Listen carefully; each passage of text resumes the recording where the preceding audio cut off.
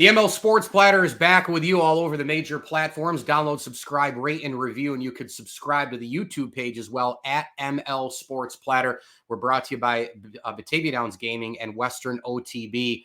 And I have brought on a guy who has risen to the top of horse racing as the track announcer at Churchill Downs. It's Travis Stone. Such a delight to have you. I have followed you as you've climbed up the ladder, man, and a mad respect to you. And thank you so much for a few minutes with little old me, man. No, I appreciate it. My pleasure. And no, life's been good. No complaints. Mystic Dan, right? Of course, because we all had that one. I mean, horse racing just keeps delivering this way, right? And I know you agree. The Derby always delivers. The unknown always delivers. Give me your quick, maybe a little bit of a recap here on that Derby and what you saw from that horse. And, hey, run for the roses, man. There's nothing like it. I mean, the build-up and the crescendo for Derby Week is just unlike no other. And then, they finally turn toward the gate. And for someone like myself, you start to question your sanity. But then as the race was unfolding, I mean, there was a few early developments that were interesting. Dornoch didn't break. Fierceness didn't break all that great. Sort of felt like it opened up the race a bit. And there's one thing that I remember about the race in the early portions, that Mystic Dan was always in a great spot.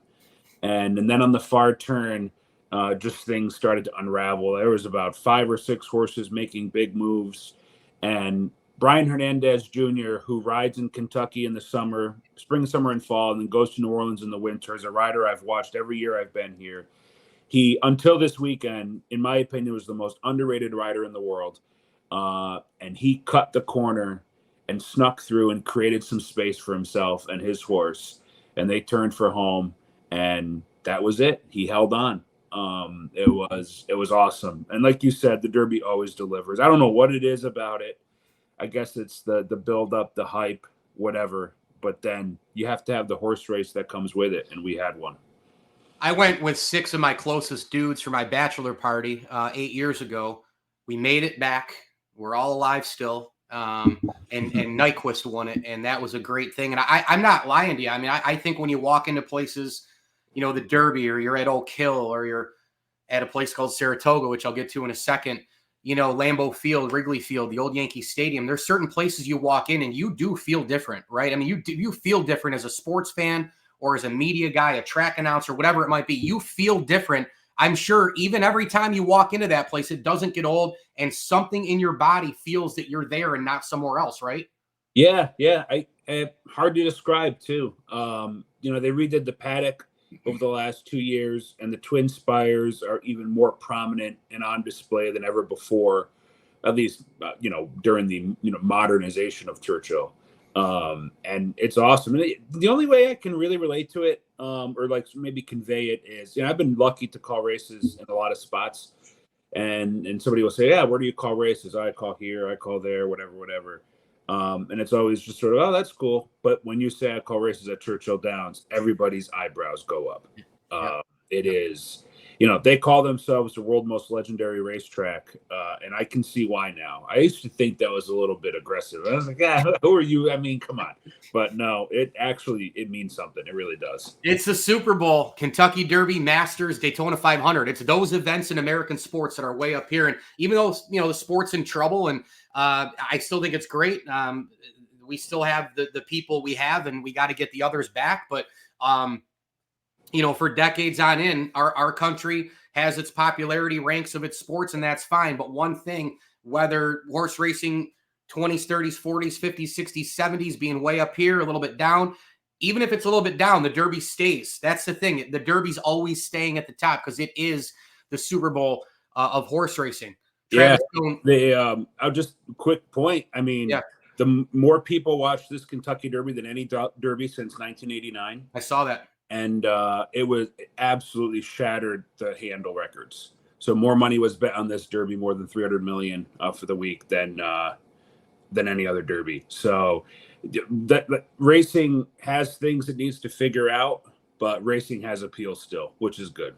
Oh, it definitely does. There's no doubt about it. You saw the crowd. I mean, my goodness, that place is, can you put any more people in that place? Probably not. Travis Stone with us, Churchill Downs track announcer, just incredible at his gig. And of course, follow him on X at Travis Stone. So when did you fall in love with horse racing? And of course, the guess would be that it comes at a time with a word that starts with an S and a track that starts with an S, right? Yeah. We grew up an hour north of Saratoga. My dad was a racing fan. His dad was a racing fan. My mom became a racing fan when she met my dad. And we used to go to the track all the time. My dad is now a retired New York State police officer. He would save his vacation days, and every day off he had during Saratoga, we would go down. And we drove the hour every single day. Wow. And I would go with him. And, they let me run around the track a little bit, and I just found myself becoming captivated by the race calling. And I'd come home as a kid, and I'd pretend to call races, racing matchbox cars or riding my bike around the yard like a jockey. And when I was 12, I realized that I think this is what I want to do. I wrote Tom Durkin, who, if anybody follows racing in New York, knows who Tom Durkin is, greatest race caller of all time. I wrote him a letter when I was 12, and he wrote me back. And that was it. I was on my way. Yeah, it's so cool. I've had Tom on as well. I'll tell you, I followed horse racing from afar, but loved the history of it. Secretariat of Firm, the Triple Crown, right? Seattle Slew, going all the way back, Seabiscuit, the movie, all that stuff. And I'd watch kind of quasi the Triple Crowns, and that was really it. And then I got a talk job in Albany, which I eventually, lost, unfortunately, and I moved back to Central New York. But when I went out to Albany, I was told, and I knew, boy, man, you better open up your books and learn this sport, because it is the pro sport out there. So I got out there, and I had been there one other time, and it was just for a bachelor party. I was kind of paying attention, but then I went out there because I had to learn about it. And Richard Migliori took me out, 3,300 plus wins as a jockey, and he took me around for a tour.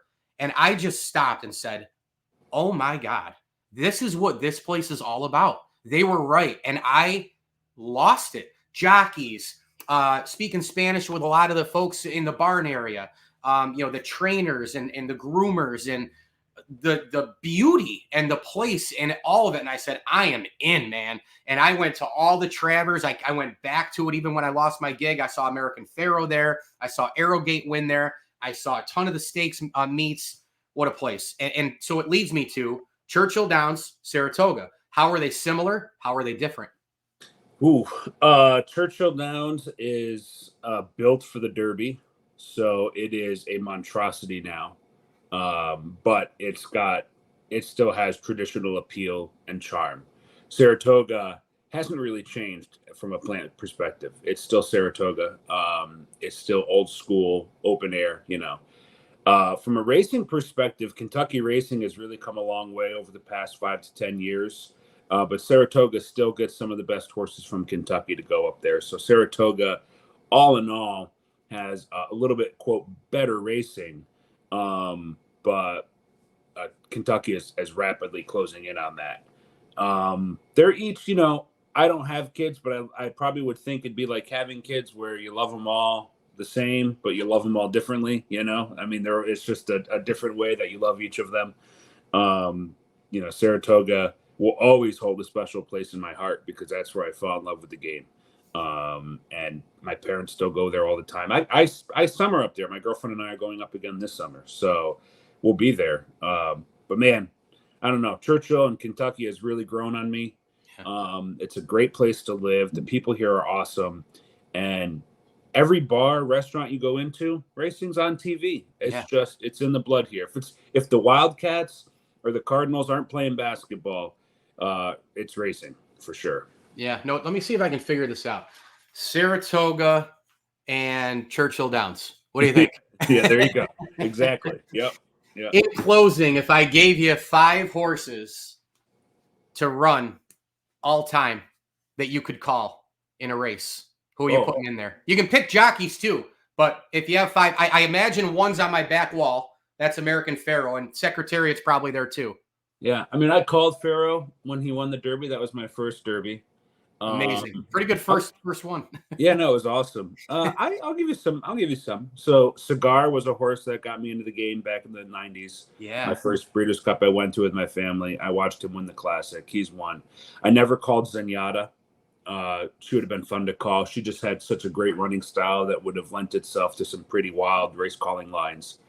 Rachel Alexandra, who I just think was captivating. and awesome. Of course, I'd have to put Secretariat on that list. I think he was up there. And then I think I would pick, man, one of the early horses that I was a huge fan of was a horse named DeHare. And I saw all his 2-year-old races at Saratoga. He's not a household name, but he was big time to me. And I was a big fan of his. He was 92, I think. 1992 he started racing. So I was 6. No, 8. I was 8. Yeah. Incredible. Yeah. It's such an amazing sport for so many reasons. And Travis Stone's doing it, man. So good. Every race is a story, and he's grateful to tell them from iconic Churchill Downs, as his X handle says. And just incredible, man. I've watched you and admired you, and keep it going, man, because you are so good at what you do. You can follow Travis Stone at Travis Stone on X. And of course, the Churchill Downs track announcer in the interview brought to you by our good friends at Batavia Downs Gaming and Western OTB. Travis, this was a thrill. Thank you for getting back to me. And hopefully I can run into you in upstate New York this summer or eventually down the line, man. Really appreciate a few minutes, and keep on keeping on, my friend. I appreciate it. Thank you much. And we'll see you soon.